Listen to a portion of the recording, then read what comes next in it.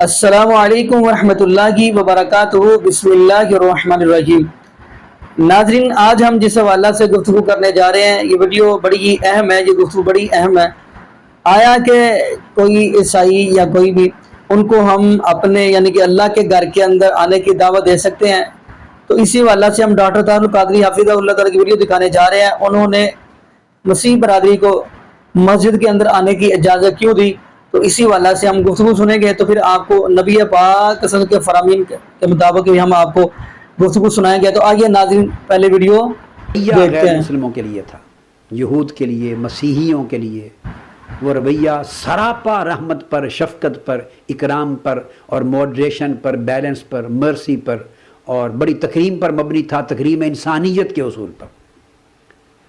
حدیث پاک میں آتا ہے، جسے امام بہقی نے شعب الایمان میں روایت کیا اور حافظ ابن کثیر نے بھی السیرۃ النبویہ میں اس کو روایت کیا کہ حضور علیہ الصلوۃ والسلام کی خدمت میں جب بیرونی وفود، غیر مسلموں کے وفود بھی تشریف لاتے تو آقا علیہ السلام خود ان کی میزبانی فرماتے۔ لہٰذا حبشہ وہ ملک ہے جہاں کا حکمران نجاشی تھا اور جس کے پاس صحابہ کرام مکہ سے ہجرت اولا، پہلی ہجرت کر کے گئے تھے، ہجرت مدینہ سے پہلے، اور اس نے بڑے اکرام سے اور اعزاز کے ساتھ ان کو رکھا تھا، پیش آیا تھا۔ تو مدینہ منورہ میں آپ کی خدمت میں حبشہ کے مسیحیوں کا ایک وفد آیا۔ آقا علیہ الصلوۃ والسلام نے ان کو مسجد نبوی میں ٹھہرایا۔ آج ہمارے ہاں کنسیپٹ ہے غیر مسلم ہوں، مسیحی ہوں، ان کو مسجد کے اندر ٹھہرانے کا نہیں ہے، چونکہ ہمارا تصور اسلام جو ہے وہ مسخ ہو گیا ہے، تنگ ہو گیا ہے، ہماری ذہنی ساخت کے مطابق ہمارے مزاج اس تصور پہ غالب آ گئے ہیں۔ ہمارے من گھڑت تصورات نے اس اسلام کے وسیع تصور کو چھوٹا تنگ کر دیا ہے۔ ہم اخذ نہیں کر رہے براہ راست تصور اسلام کو سیرت نبوی سے، سنت محمدی صلی اللہ علیہ وسلم سے، فرامین نبوی صلی اللہ علیہ وسلم سے اخذ نہیں کر رہے۔ اس میں ہمارے اپنی جاہلانہ تصورات، ہمارے مزاج، ہماری طبیعت کی سختیاں اور ہمارے برین واشڈ جو مائنڈز ہیں، برین واشڈ جو لوگ ہیں، ان کی دی ہوئی جھوٹی تعلیمات اس کے اندر دخیل ہو گئی۔ تو آقا علیہ السلام ان کو، حبشہ کے مسیحیوں کو مسجد نبوی میں ٹھہرایا اور ان کی میزبانی کی اور مہمان نوازی آقا علیہ السلام نے خود اپنے ذمے لی۔ صحابہ کرام نے عرض کیا، یا رسول اللہ، یہ موقع ہمیں عطا کیجئے، ہم جو موجود ہیں، ہم مہمان نوازی کریں گے۔ آقا علیہ السلام نے فرمایا، نہیں، انہم کانوا لاصحابنا مکرمین، یہ اس حبشہ سے آئے ہیں، جب ہمارے صحابہ اور ہمارے ساتھی وہاں گئے تھے تو یہ ان کے ساتھ بڑی اعزاز تکریم کے ساتھ پیش آئے تھے، بڑی عزت کے ساتھ پیش آئے تھے۔ لہذا انی احب ان اکافئہم، میں چاہتا ہوں کہ خود میں ان کے اس اعزاز و اکرام کے رویے کا بدلہ دوں۔ ان کے بادشاہ نجاشی نے یہ عمل کیا تھا، اس لیے میں اس کا خود بدلہ دینا چاہتا ہوں۔ یہ آقا علیہ السلام کا عمل اور اسلام کی تعلیم، اسلام کا سٹینس اور اسلام کا ویو پوائنٹ۔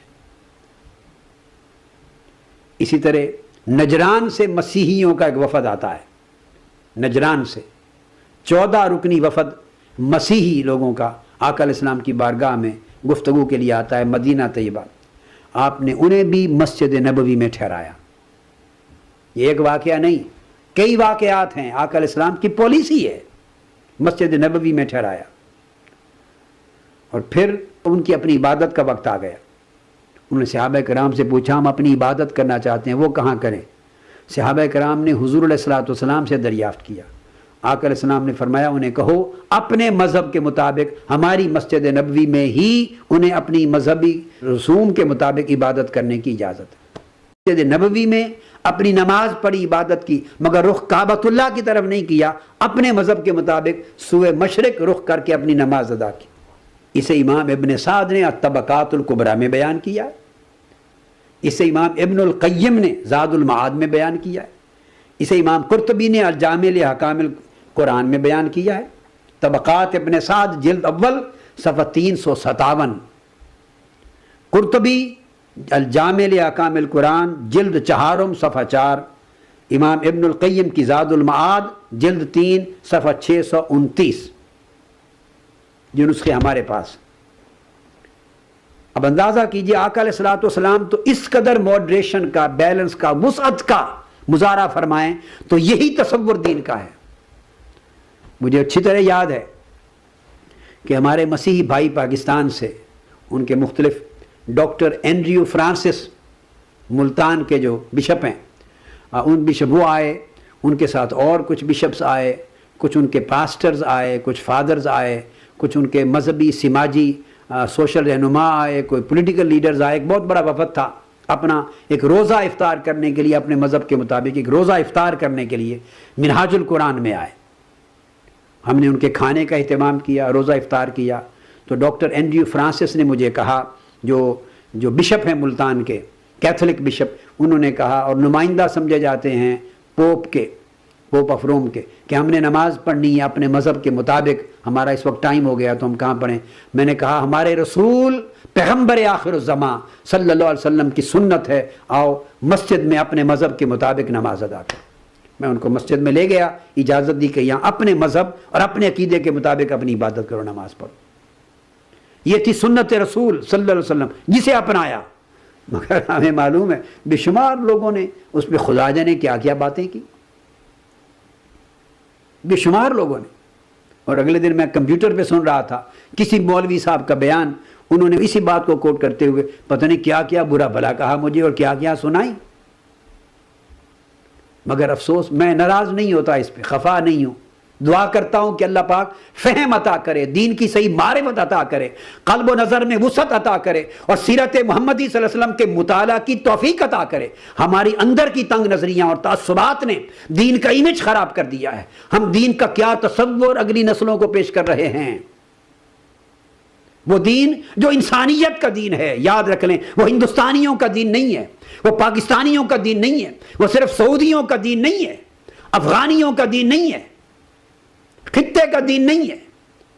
جہاں الحمدللہ رب العالمین پوری کائنات کے لیے اللہ رب ہے، وہاں وما ارسلناک الا رحمت للعالمین ساری کائنات اور جملہ مخلوقات کے لیے حضور رسول اور رحمت ہیں.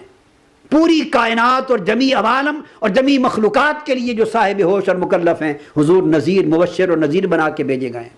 اور سلطو الی الخلق کافہ، ساری مخلوق کے لیے، جمیع خلق کے لیے حضور رسول بن کے آئے ہیں. خواہ وہ اسلام قبول کرے یا نہ کرے، حضور اس کے رسول ہے صلی اللہ علیہ وسلم. وہ آقا علیہ السلام کی امت میں ہے. جس نے کلمہ اسلام پڑھ لیا وہ امت اجابت ہو گیا. جس نے اسلام کا کلمہ نہیں پڑھا، سٹل دوسرے مذہب پر ہے، وہ امت دعوت ہے، مگر وہ بھی امت محمدی میں شامل ہے. اسے امت دعوت کا فرد کہا جائے گا، کیونکہ حضور کی دعوت اس کے لیے تھی، ہے، قیامت تک برقرار رہے گی، کیونکہ اسلام دعوت اور تبلیغ کا دین ہے. اور جس نے قبول کر لیا اسلام، مسلمان ہو گیا، وہ آقا علیہ السلام کی امت اجابت میں آ گئے. تو حضور علیہ السلام کو تو سب کے اوپر شہادت عطا کی ہے، سب کے اوپر نبوت اور رسالت عطا کی ہے. اور آپ نے ارشاد فرمایا یا ایھا الناس انی رسول اللہ الیکم جمیعا. کبھی نہیں فرمایا یا ایھا الذین آمنوا انی رسول اللہ الیکم جمیعا، یا ایھا المسلمین انی رسول اللہ الیکم جمیعا. نہیں فرمایا اے ایمان والو، اے مسلمانوں، کلمہ پڑھنے والو، میں تم سب کی طرف اللہ کا رسول بن کے آیا ہوں. نہیں، قرآن مجید میں الحم سے والناس تک دعوت محمدی کا دائرہ کبھی اس طرح تنگ نہیں کیا گیا. فرمایا یا ایھا الناس، اے نسل بنی آدم، مسلمان ہیں، کافر ہیں، مومن ہیں، فاسق ہیں، نیک ہیں، بد ہیں، جس بھی مذہب کے پیروکار ہیں، یا ایھا الناس، اے کائنات انسانی، انی رسول اللہ الیکم جمیعا، میں تم سب کی طرف اللہ کا رسول بن کے آیا. تو جب اللہ کے رسول کے مرکز ہیں، مساجد ہیں، اس لیے آقا علیہ السلام نے ان مسیحیوں کے لیے اپنی مسجد کھول دی، وہاں ٹھہرایا. ہر بار ہر وفد کو ٹھہراتے، نماز کا وقت آیا انہیں ان کے مذہب کے مطابق اجازت دی کہ اس مسجد میں پڑھو، چونکہ جبر نہیں کر سکتے. آپ انہیں نہیں کہہ سکتے کہ مغرب کی طرف قبلہ رخ ہو کر نماز پڑھو، یہ ان کا مذہب نہیں ہے. اگر یہ تصور اسلام کا پیش کریں، آج کی نوجوان نسل وہ مغرب زدگی کا شکار کیوں ہو؟ اسلام کے بارے میں کنفیوژن، مس انڈرسٹینڈنگز کا شکار کیوں ہو؟ یہ آقا علیہ السلام جتنی وسعت نظر، وسعت قلب، وسعت ظرف آقا علیہ السلام کے مشرب میں، مذہب میں، مسلک میں، دین میں، تعلیم میں، نبوت میں، رسالت میں اور دعوت میں ہے، دنیا کا کوئی مذہب، کوئی فلسفہ، کوئی لیڈر اپنی تعلیمات میں اس قدر وسعت نظر اور جی ناظرین، آپ نے یہ ویڈیو ملاحظہ فرمائی. تو ناظرین اگر دیکھا جائے تو وہ نجاشی بادشاہ تھا، وہ بھی آئے تھے، تو نبی پاک صلی اللہ علیہ وسلم نے ان کو اجازت دی کہ آپ ادھر نماز آپ پڑھ سکتے ہیں جس طریقے کے مطابق آپ پڑھتے ہیں. تو لیکن ناظرین ایک حدیث اور بھی ہے سن ابو داؤد کے اندر، لیکن یہاں پہ ایک جملہ یہ کہہ دوں کہ اگر بندہ یعنی کسی کافر سے ہیلپ لینا چاہے تو وہ لے سکتا ہے، یہ حدیث کے اندر ہے، لیکن اعتماد ہو. جیسے کہ نبی پاک صلی اللہ علیہ وسلم نے مکہ کے اندر اللہ کی وحدانیت کا اعلان کیا تو انہوں نے انکار کیا، تو نبی پاک صلی اللہ علیہ وسلم کا دل کیا چلو میں طائف کے اندر چلتا ہوں، تو وہاں پہ جا کے اعلان کیا تو وہ واپس آنے لگے ہیں، تو یہ مکے والے اندر داخل نہیں ہو رہے.